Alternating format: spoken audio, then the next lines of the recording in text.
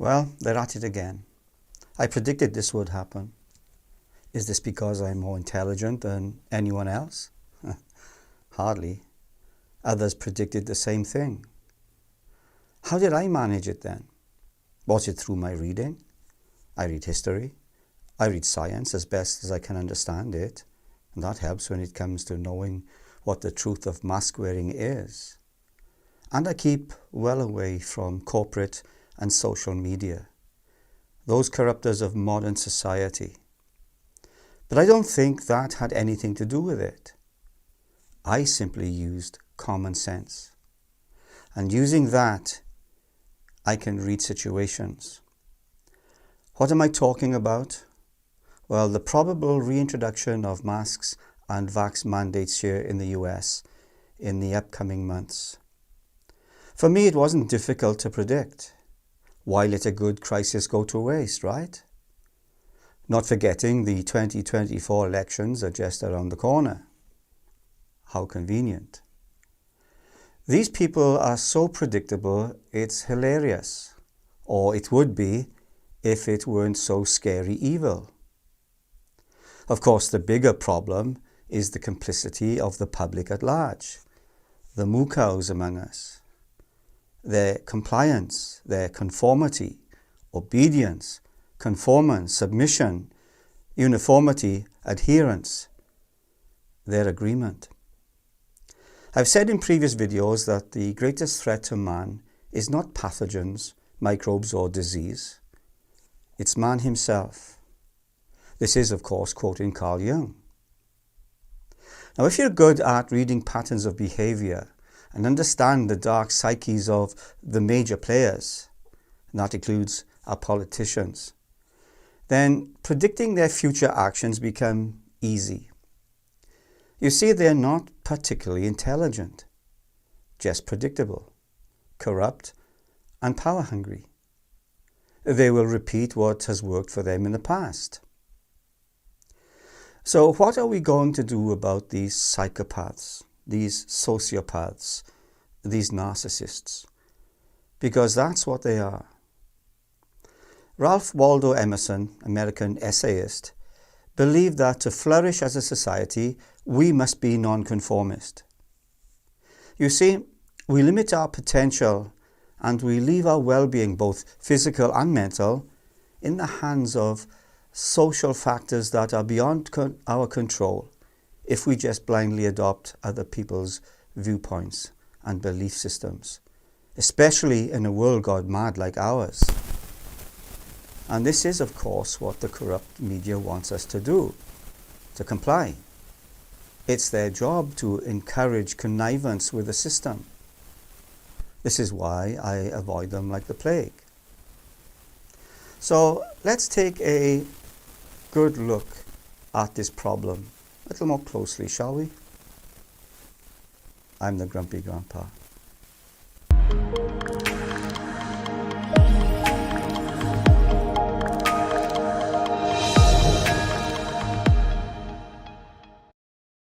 Welcome, fellow Grumpies, to the Grumpy Grandpa channel, where we stand out from the crowd, shun blind complicity, and speak out for the truth. Now, this video is a slight deviation from the Prison Planet series. The next episode is in the works, by the way, to look at a certain important development that has arisen in the past week or so.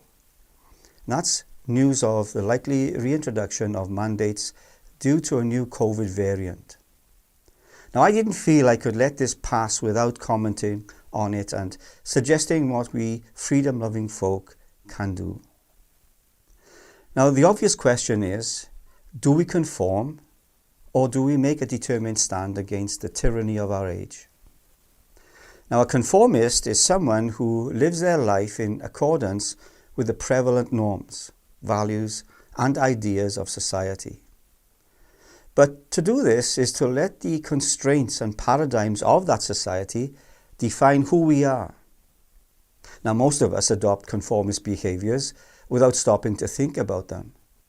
It seems natural and second nature to conform, since we observe everyone else doing so. But conformity comes at a price.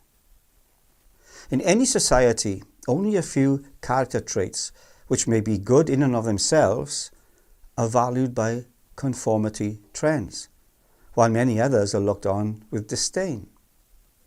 What am I talking about? Well, to give an example, being an extrovert is preferable to being an introvert. If you're outgoing and funny, if you're entertaining, you gain friends. But if you're quiet, shy and withdrawn, you tend to get shunned, or even worse, bullied. When you're forced to comply to an ideology foreign to who you are, it's like putting on a mask designed to fit another face. The conformity mask never feels comfortable. On the contrary, it often makes us feel like a fraud, an imposter. Conformity also results in waste, including waste of time, waste of opportunities and resources. We do things we don't value, say things we don't believe, and acquire things we don't need, out of a desire to appease others and keep up appearances. When a society becomes contaminated with lies, as it has today, the risk of conformity reaches pathological heights. Politicians open their mouths almost as frequently as they lie. Lies are taught in degenerate educational systems on subjects like physics, history, ethics, economics and politics, you name it, while corporations deceive us about the worth or safety of their products, and the media mislead us daily about home and global affairs. These have become the new norms. The current trend of compliance leads in all sorts of erroneous directions, since there is no scarcity of lies permeating our society. We are made to forego our passions in favour of monetary gain or social status. Compliance encourages us to consume unhealthy foods, submit to questionable, often corrupt authority, to take drugs that have negative side effects, and go into debt to acquire things we don't need. And if we ever experience anxiety or depression, the conformist response is to numb ourselves with psychotropic medications or alcohol as a diversion. As Emerson says, you must pay for conformity. In other words, if you believe a lie, you must also believe all its supporting evidence and suffer the consequences. In the modern world, refusing to conform means rejecting the lies that mold our society and the inauthentic self that results from these lies. The self-transformation that results from this act of renunciation, or as Emerson puts it, the man who renounces himself, comes to himself, is made possible. We make room for a more authentic state of being when we give up conformity to the system and cease chasing its ideas. When we decide to remove the mask of conformity, we let our uniqueness through. But let's not fool ourselves. We should not restrict our repudiation just to self-renunciation. We should also abandon our affiliation with groups and establishments that have been corrupted by societal lies. The one goes hand in hand with the other.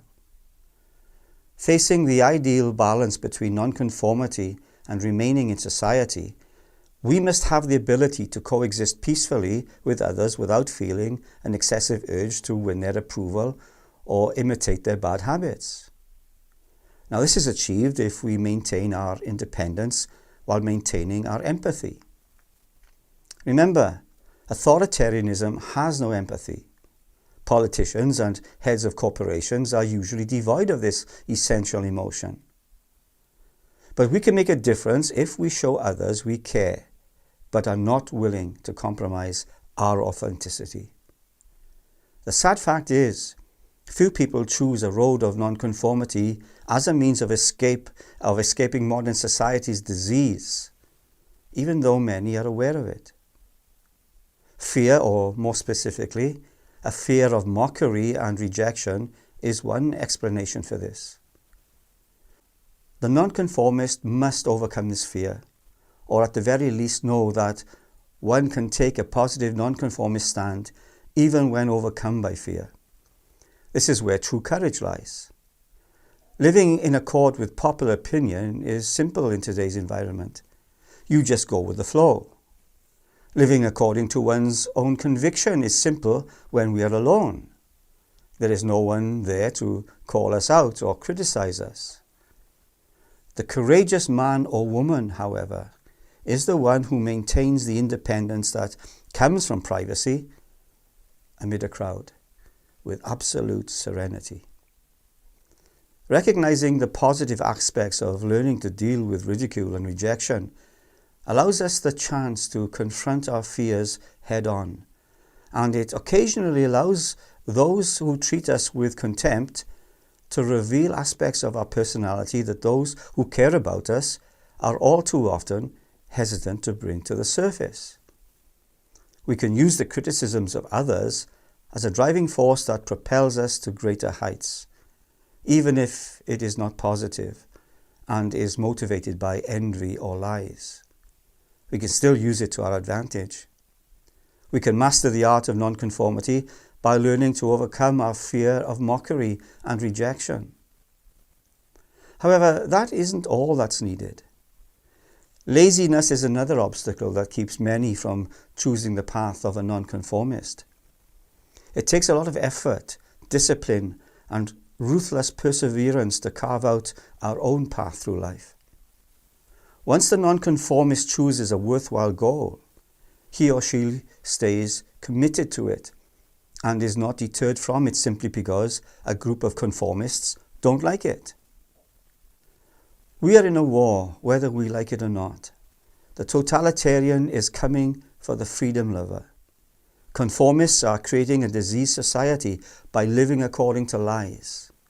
What kind of lies? The lockdowns and masking up follow the science kind of lies, just to name a couple. This is far from the truth, and this time we have numerous studies to prove it. I suppose wearing a mask will show an allegiance to the authoritarian system. The nonconformist, however, will cause things to happen that serve as an antidote to a world gone mad by aligning oneself to the truth of their inner nature and the reality of the world. When these mandates come, just say no.